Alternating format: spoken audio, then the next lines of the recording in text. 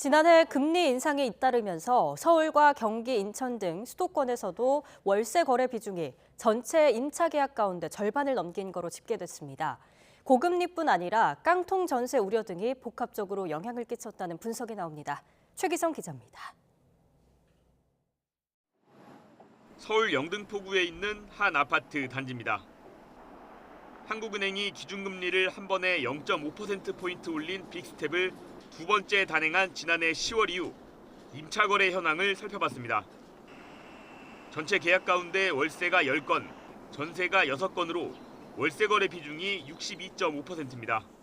앞으로 이제 금리는 계속 오를 것 같은데 이제 월세로 들어가게 되면 당분간 2년 동안은 고정금리 형식으로 이자를 납부한다는 생각이 있죠. 지난해 1월부터 11월까지 전체주택 거래 누적 통계를 보면 서울과 수도권뿐 아니라 지방과 전국 모두 월세 거래 비중이 50%를 넘었습니다.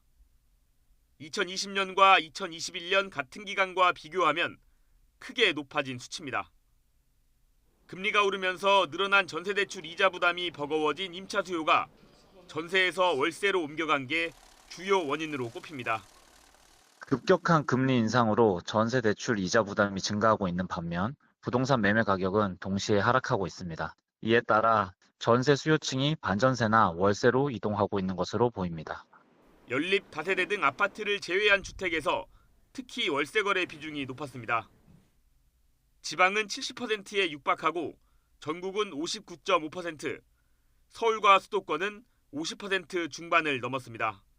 깡통 전세나 전세 사기 사건에 대한 우려가 늘어나는 것도 역시 임차인이 월세를 더 선호하게 만드는 원인일 수 있고요.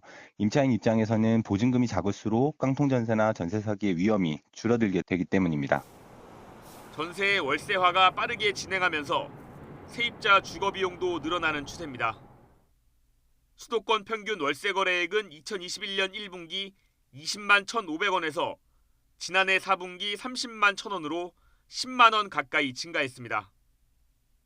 월세는 거래 신고를 하지 않거나 확정일자를 받지 않는 경우도 많아서 실제 비중은 공식 집계보다 더 많을 것으로 보입니다. YTN 최기성입니다.